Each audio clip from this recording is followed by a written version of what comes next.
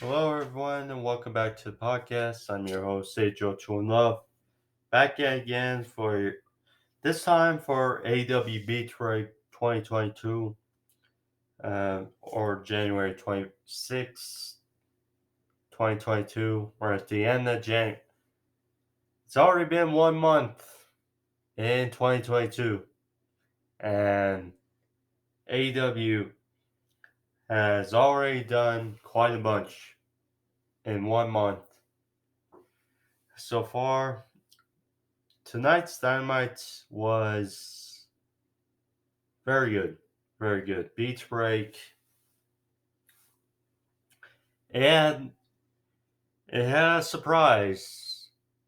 I'm not sure if it was the surprise we were expecting, but AEW was in Cleveland. Very good show. Very good show. We had the ladder match between Cody Rhodes and Sammy Guevara, which opened the show. That was very pleasant. We had the lights out match between Adam Cole and Orange Cassidy. Very good.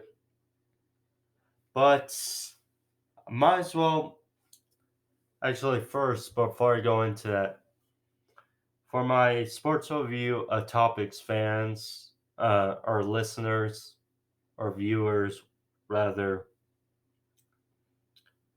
my sports overview topics edition, episode number 84, uh, that did not get uploaded. Unfortunately, there was issues on Tuesday, but by the time I upload this video, uh, it should be uploaded now. So for those who weren't able to see it and wanted to, um, you can right now. It's on the homepage along with all my other videos on the channel. So click subscribe, and you can go see those videos on the homepage as well. If you like, you can click that like button as well.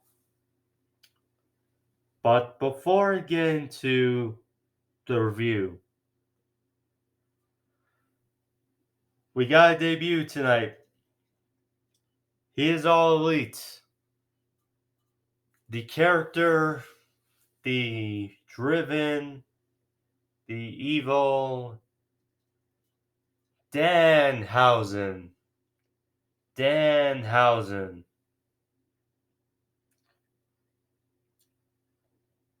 The character behind the paints, or with the paint, whichever, Danhausen is all elite.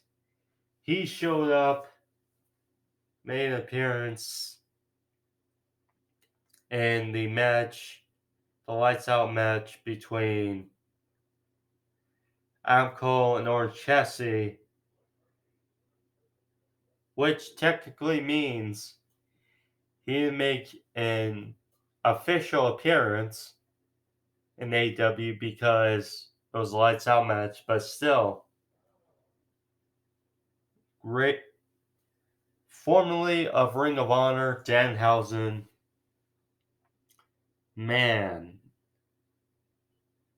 I'm sure many of us expected Johnny Gargano concerning Cleveland, in the lights out match.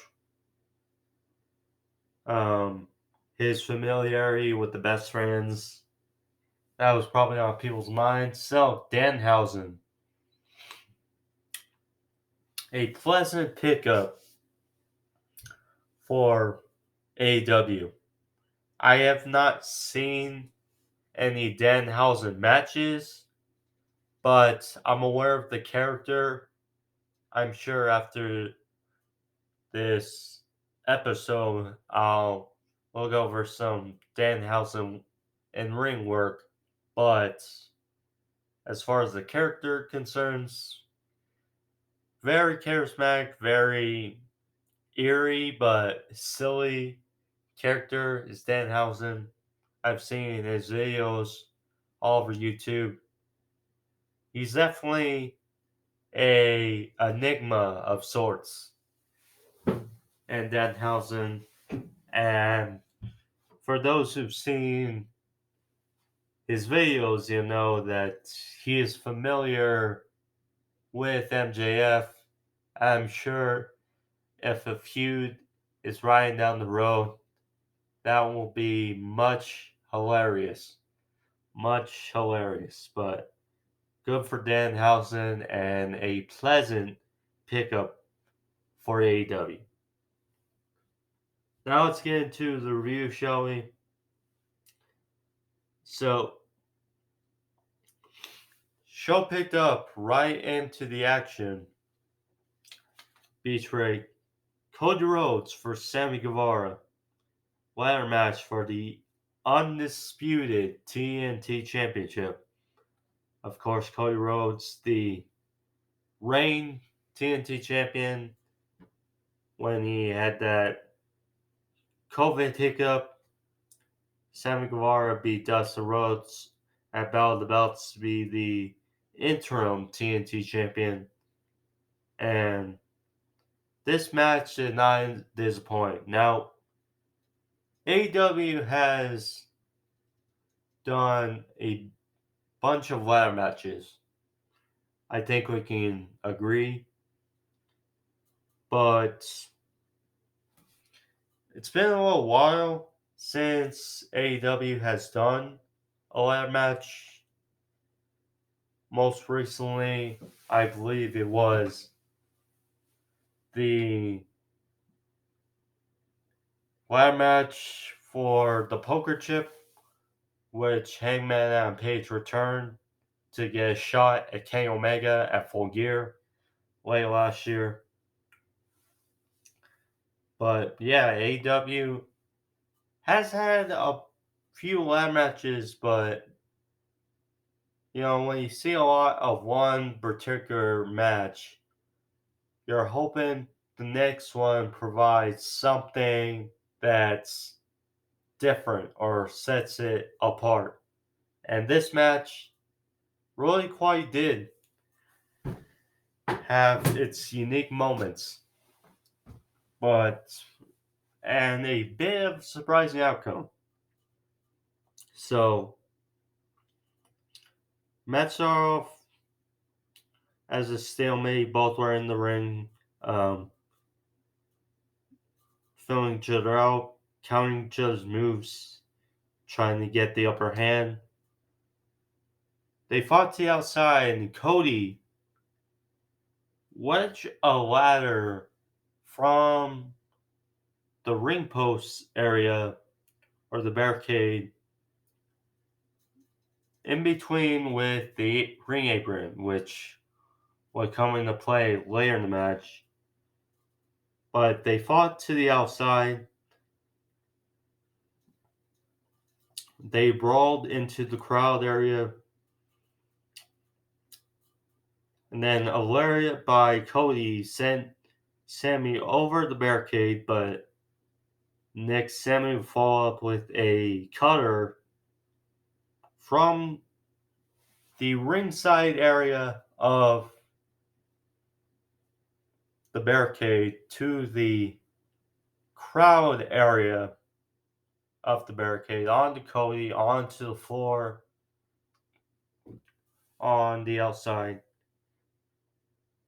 Nice spot was the first of few spots that was different.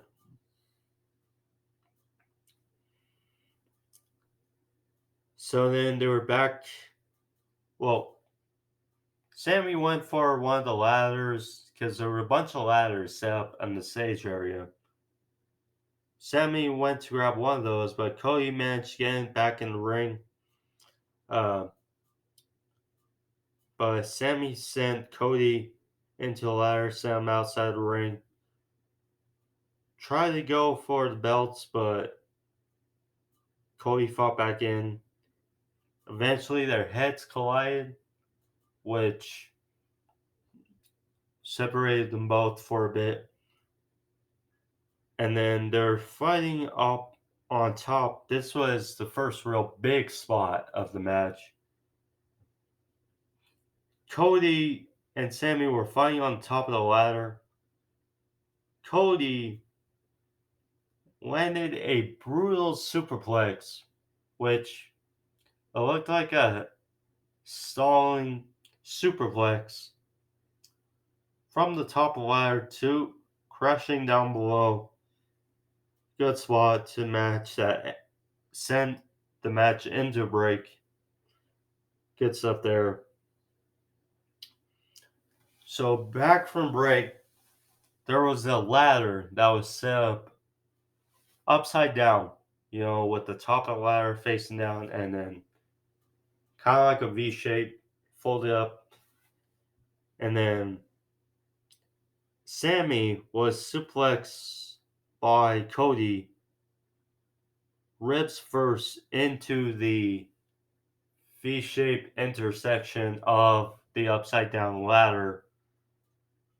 Real spot there. And then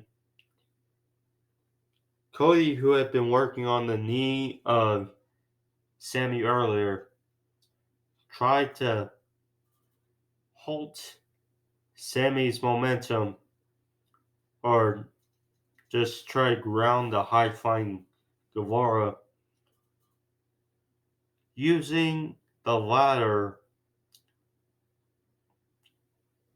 in between with an assisted figure four with the ladder in the way. So nice spot there by Cody.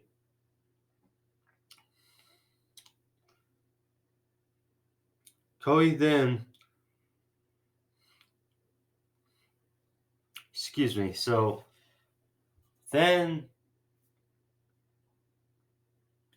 judging from who you are, this was probably the jaw-dropping spot of the match, really. So there was one ladder in the middle of the ring, and which Cody was on, going for the belts. There was another ladder that was set up near the corner, in which so Cody was up on the ladder in the middle of the ring, reaching for the belts. Cody or Sammy was in the corner near the other ladder. Sammy Guevara leapfrogged, and this was perfect execution. No room for error. Sammy leapfrogged from the top of the ladder that was in the corner to Cody, who was on top of the ladder that was in the middle of the ring, with a beautiful cutter that sent both crashing down below from the top of the ladder. One swift execution. Beautiful spot of the match. Crazy. And they were back fighting on top of the ladders in the middle ring. Cody hit a crossroads to Sammy, which you can tell was definitely feeling it. Coming down, awkward landing for Sammy. Crossroads from the top of the ladder. Fuego del Sol, Sammy Guevara's best friend. Fuego del Sol came out because Sammy and Cody were on the outside. Cody was trying to inflict more damage on Sammy. Fuego was just trying to convince Cody to lay off the damage and just go for the belts. Just that. So they were in the ring. And again, you know it's going to be coming. A Cody Rhodes pedigree. But Cody hit a Tiger Driver 98. I really thought he was going to hit it tonight. Not to be. Cody hit the Tiger Driver 98, took out Fuego, and then was about to hit another on Sammy, but he fell out of it. hit a twisting tope on Cody on the outside, followed the GTH, and then that ladder I mentioned earlier that was set by Cody, wedged in between the apron and the barricade because it seems like there's always one of these spots in the middle of the match, a ladder match. So Guevara got another tall ladder and he put Cody on the wedge ladder below. Guevara went to the tippy top of this ladder and similar to what he did in the street fight against American Top Team at Full Gear, hit a beautiful senton from the top of the ladder to Cody down below on this ladder, but it did not bend. And it probably gave a little, but it did not break in half. And I don't know if that helped or hurt Sammy because there was no give. He just flew ricocheted right off to Cody, who was on this ladder down below. Both you can clearly tell were feeling it. Brutal spot. So both were reeling, both were funny. Get to the top of the ladder. Both were exchanging on top of the ladder, trying to get the advantage. But Sammy used one of the titles because there were two titles. There was Sammy's and there was Cody's. Sammy used one of the titles that was suspended, knocked it into Cody's face. Cody was dropped off the ladder.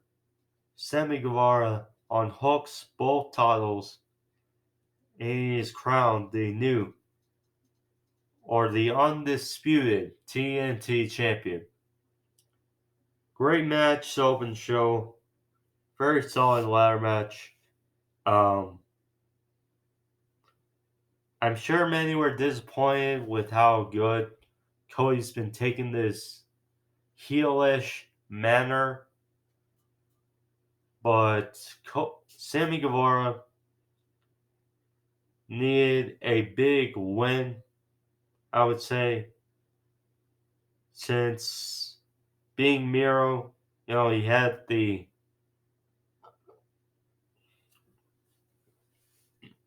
okay reign with the open challenges, but question is there gonna be another match? I would say going forward. I'm not sure. But if there is, I would definitely be down for another match between Cody Rhodes and Sammy Guevara. But this was money and this was good.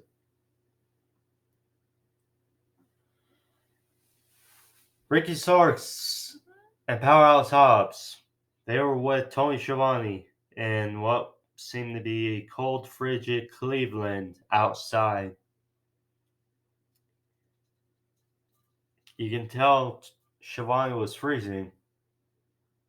But Starks said that next week on Rampage, it'll be him versus Jay Lethal for the FTW Championship.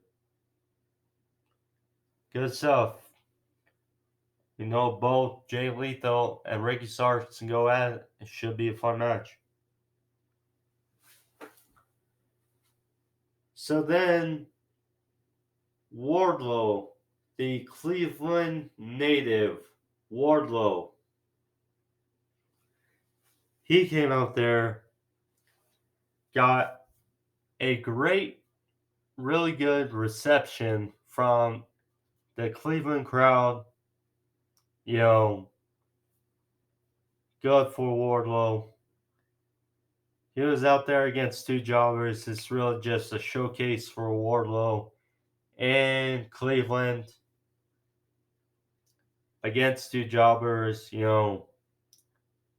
Both kind of ricocheted off Wardlow.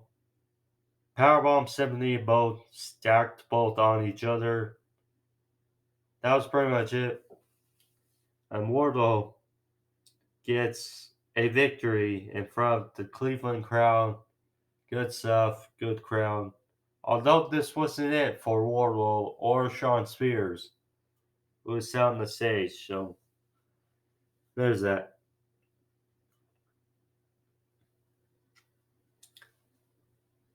Then we got probably the most head scratching part of, I would say, not the worst part of Beach Break, but one of the head scratching parts of the show. So, got 2.0 and Daniel Garcia versus the Inner Circle's Chris Jericho, Santana Ortiz.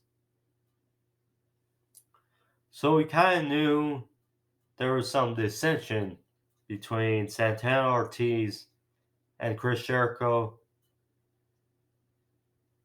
Now, with Eddie Kingston reportedly out with an orbital bone injury, prayers out to Eddie. Hope he comes back ASAP, but it's kind of taking an interesting turn. So, Santana Ortiz, well, first Santana tagged himself in to start the match from Chris Jericho. So they hit a Three Amigos splash combo for near fall, and they were just kind of ignoring Chris Jericho, like wanted to do it on their own. It felt like a semi-handicap match against 2.0 and Dan Garcia. So Jericho tagged himself in, but would not be for long. And Jericho eventually had enough. He left the apron, was viewing the damage. He took out, I believe, Jeff Parker on the outside, then hit a Judas effect on Daniel Garcia, in which Santana followed up with a pile driver for the win. Jericho, Santana Ortiz get the win, but you can tell they're at odds in the inner circle, and they were kind of building it up on commentary, like there's something going off. And we know Santana Ortiz are one of the best tag teams in the world. And we know that eventually they have to get their shine. They have to branch out for themselves, not totally go away from the inner circle, but I mean, do their own thing because they are tag team title worthy. And with the injury to Phoenix and with the Lucha Brothers being out for some time, and we know there's a plethora of tag teams in AEW, but I figure especially now there's a time for Santana Ortiz to step up really and shine by themselves. Now's probably the time. And now I just wonder because it felt like Christian was going to turn heel on Jurassic Express, and Lucha Brothers were going to retain in that match, but Phoenix injury caused an audible. new champions. And I figure with their history, maybe they would pitch Santana Ortiz versus Lucha Brothers for a revolution in their minds, but Phoenix injury caused a curveball. So could we get Santana Ortiz versus Jurassic Express? So it would be a nice match, but we'll see. We'll see. Plus, Eddie Kingston's injury, that probably caused an oddball and a curveball into things, but we'll see. CM Punk. CM Punk, who came out there with MJF's scarf, which he took from last time in DC. He was there and called out MJF, said he's done without shenanigans. He's done with Wardlow, Shawn Spears, and FTR. He called out MJF, and of course MJF has the glorified receptions and Cleveland. But anywho, MJF said that the match will finally happen next week that they want. Finally. MJF versus CM Punk in Chicago. In Chicago, Punk's hometown. The match will finally happen. So,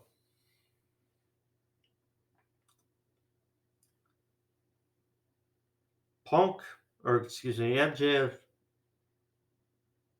said that he narrated or he stated how Cleveland was the same place where he left in 2014. And he talked about CM Punk's comeback story, back in August, saying that he's back in wrestling, but he said that after he beats him next week, then be prepared for him to leave again. And then, nice little dig here, because poked fun at the fans saying, oh, well, they think CM Punk can't leave again. He won't do that to us. And he said, I'm sure he thought the same thing with LeBron James. And that spooked a good reaction for you basketball fans. But that was hilarious too. But CM Punk responded, well, he's a fighter. When he gets knocked down, he gets back up, saying he would rather try and fail than be someone like MJF who can't back it up. So, said that's like Cleveland, like Chicago, built with fighters. So the MJF said, well, that's interesting. You say every time you always get back up. So then all of a sudden we see FTR come out of the tunnel with Wardlow. They come out the ring to attack CM Punk, but right from behind, Shawn Spears grabs the leg of CM Punk behind his back, and the attack is on by FTR and Spears. Wardlow, however, looked conflicted. he was not on board with the attack by the Pinnacle. And, in his hometown, they were begging him not to. They were begging him not to do it. But MJF ordered Wardlow to hit a powerbomb on CM Punk on a steel chair. And obviously, conflicted Wardlow still complied. Almost gave CM Punk a nonchalant powerbomb, I would say. I guess that kind of adds into it. That's just me, but yeah, he gave him a nonchalant powerbomb onto the chair.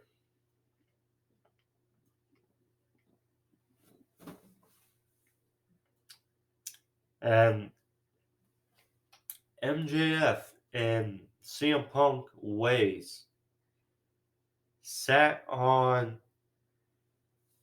CM Punk's BHS crisscross applesauce like, and he said how fitting that how your journey started. It will end next week. Damn good segment. Damn great CM Punk and MJF. This feud has been so damn good. So damn good. It's been almost everything we've wanted. Now, next week, the match is going to happen. I'm curious because I thought they may save it for. Well, we got two interesting developments tonight. First, CM Punk and MJF. That's going to happen next week. I thought they may save it for Revolution. They could still do the match again. There could be like a sour finish. Maybe CM Punk doesn't show up. But that's the thought for Chicago. But they're playing up like the match is going to happen next week. So that would be interesting to see. The second was we got some more pre-tape packages for Lance Archer and Hangman. And it's determined that in 2 weeks, also not at Revolution, of course, could still happen, but we're getting Hangman and Page versus Lance Archer in a Texas death match. So that's going to be interesting. Now, Lance Archer, we know, beat Jon Moxley for the IWGP US Championship over the summer in a Texas death match. Brew won at Fighterfest. Now, part of me wants Archer to get his due and win the AEW World Championship, but I really don't think that's going to happen. Now, I'm curious also, they could go with this perhaps in a way to protect Archer, Lance Archer. So at the same time, he can get it. But also a solid win for Hangman. That's just thought, but I thought they would build more time with this. But we'll see. Should be a fun match for 2 weeks. in 2 weeks.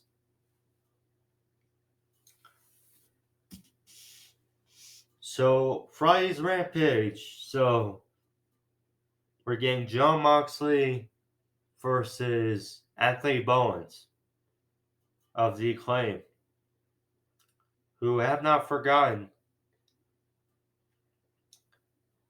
about Jon Moxley's sneak attack on them in the match with Eddie Kingston and Jon Moxley, in which, silly enough, was the match when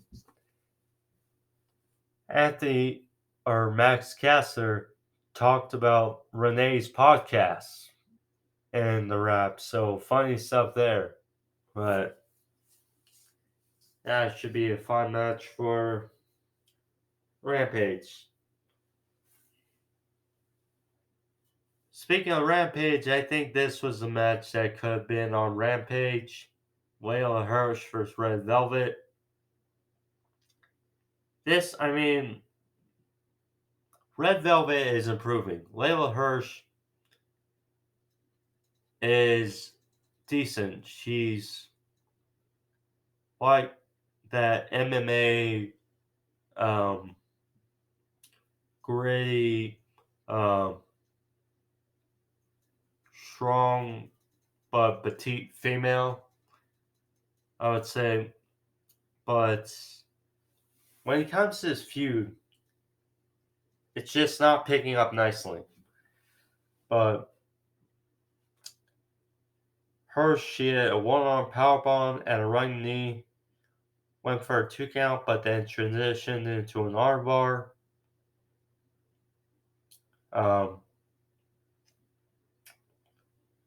Red Velvet, her arm was targeted or hurting. She went for a spinning kick, but was countered by Hirsch. Rolled up Velvet for the win. Afterwards, applied more damage with the armbar. Statlander came out for the save, chased off Hirsch. I love seeing Statlander. She is great. One of the best wrestlers, not only in AEW, but in women's wrestling in general. It's and we love to see her more. It's just this feud, not good, not feeling it. Then we got the doctor, the good doctor, Britt Baker, the dentist, Britt Baker, DMD. She was in the ring. Tony Schiavone introduced her. All her year-end awards from Pro Wrestling Illustrated were set up in the ring, and she boasted, and well deserved, she had a hell of a 2021. Match of the Year, Women's Wrestler of 2021, and Most Improved.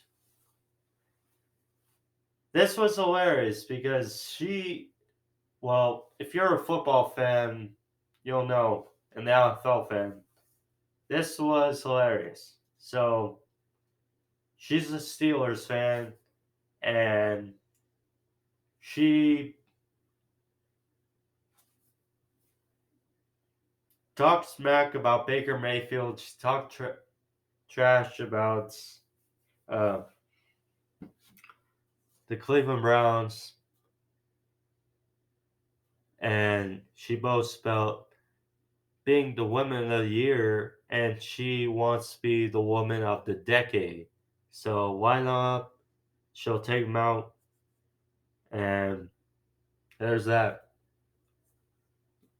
I mean, and there was a terrible towel, or it might have been Britt's, or might have Britt Baker's style on it, but that was hilarious. Good for Heat. I will say though, I get it. If you're a Steelers fan, you know that rivalry with Steelers and the Browns. I, for one, I'm not a Browns fan, but I support the Browns, and I support Baker Mayfield. Although I don't think, of course, if you're knowing about football, you know Baker did not have a swell year, and they did not meet expectations. But there's that as far as stuff on the Browns. So then, some more matches lined up for Friday's Rampage. So we got FTR versus Lee Johnson and Brock Anderson. Should be interesting. Could we see the Briscoes? Um, Now, Rampage, I'm not sure if it's live again this week, but I mean, if the Briscoes are debuting, I don't want to see them debut on a taped show. That's the only thing. If it's live, okay, but we'll see. Jurassic Express versus Private Party for the tag team titles on Rampage as well. Interesting match there. Jade Cargill versus Julia Hart for the TBS Championship. Now,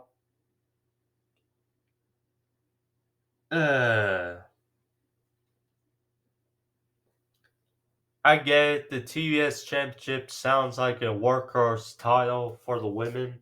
And now, Jade Cargill is not ready yet. And I get it. This for the to give more women a chance. And Jade Cargill is still not there yet. She's still not there. So now she did have a better match with Anna Jay last week or last Friday. So I mean, there is signs of improvement, but putting her in the ring with Julia Hart, who still has to progress herself, it's we'll see. We'll see. Next week, Pac and Penta versus the Kings of the Black Throne, aka the House of Black. Next week should be fun as well. And then CM Punk versus MJF. The showdown is gonna happen, supposedly, but should be fun. Main event time. Main events. Ab Cole versus Orange Cassidy. Lights out match on Sanction. Very fun. Very fun main event. I'm not sure if I enjoyed this as much as the ladder match, but this match was very fun. The build up could have been better, but as far as this match went, it delivered. So it was a slugfest to start, as you figure, you know, Cole is intense. You know, Orange knocked Britt through that table last week, so there was that. Animosity start. So, okay, start, but then they were fighting on the outside. Orange Cassidy drop kicked Cole into the barricade on the outside. Cole followed up with a backdrop to Orange on the barricade on the outside. Then he went for the chair, a chair underneath the ring, but he struggled to get it. So someone had to be underneath the ring. And it was Danhausen. Danhausen was underneath the ring. And he and Cole had a bit of a stare off. Uh, Cole was beyond confused, as well as Orange. And then Danhausen just pleasantly walked off. Just walked off. And hilarious spot in the match. So Cole went for a Panama Sunrise on the outside. Went from the top rope to the outside. But Cassidy countered and drove Cole through the timekeeper's table on the outside. Out for a bit. Orange went for the orange punch, but met the ring bell instead. And during the break, Cole worked on the hand and arm of Cassidy, using it in the steps, compromising that hand, and trying to take away the orange punch of Orange Cassidy. So,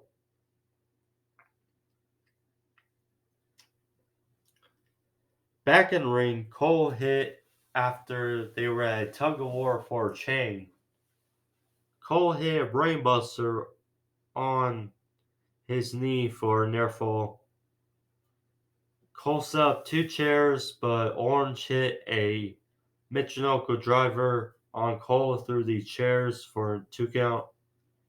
Then the Elite and the Best Friends came out one by one and attacked each other on the outside, trying to give their teammates an advantage. And the Young Bucks, they were in the ring about to give Orange a super kick, but stopped by Rocker Romero. Good to see he's okay. And Trent Beretta. So staying even on both sides, staying even. So Orange hit the beach break, and it would have been fitting for the beach break to end beach break, but to no avail. Cole kicked out at the 2. Orange then hit the orange punch, but with all the damage Orange took to his hand, he could not capitalize. So then Cole went for a low blow. Devious part of the match. Cole went for a low blow because no disqualifications, anything goes. But instead, Cole hit himself. Orange was not phased. So then he pulled out a steel cup. So Orange was prepared. And then Cassidy hit a Panama Sunrise of his own. But for a great near fall. Finally,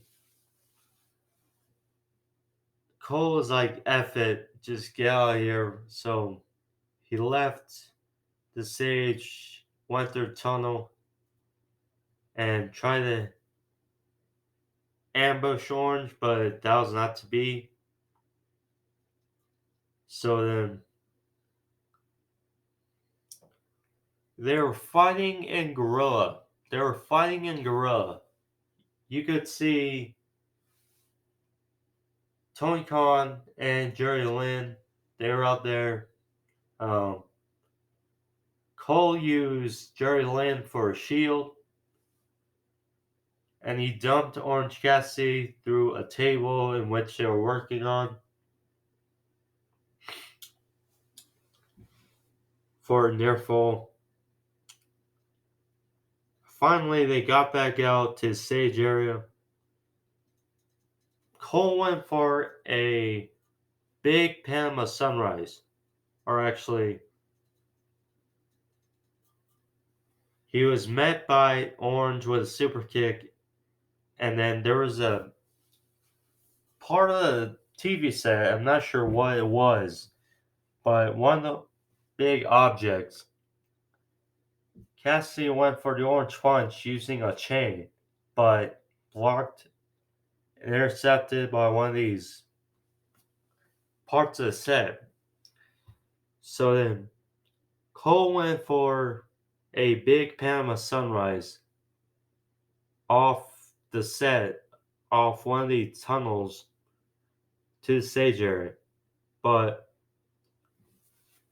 Orange snuck up around him on top of the tunnel, hit a low blow. And no, Cole was not wearing a cup, unlike Orange. So then he gave Cole a hug, and then they went crashing through. It's like Orange was like, screw it. This is the end of the feud. They both went crashing from the top of the tunnel down through the stage area to rubble below, and Orange wound up on top of Cole 1, 2, 3, and Orange Cassidy gets the win in the lights out unsanctioned match. Very good ending, I would say, to a very good performance of AEW Dynamite, and Beach Break was a good one. But that was good. It was good. The lights out unsanctioned match, because I know people will complain, well, Orange beat Cole, and now Cole was ranked number 1. It was unsanctioned. Lights out. It doesn't affect the win-loss record of Adam Cole, so he will stay number 1 overall, stay in the top 5. So good, but Orange Cassidy gets a good win, although it doesn't count. So good. But yeah, good win. Danhausen, all elite. So, but yeah, we got some good stuff lined up for Rampage on Friday, and then a big show of AEW Dynamite next week. But nonetheless, that's the episode for you guys. Hope you guys enjoyed it. I did too.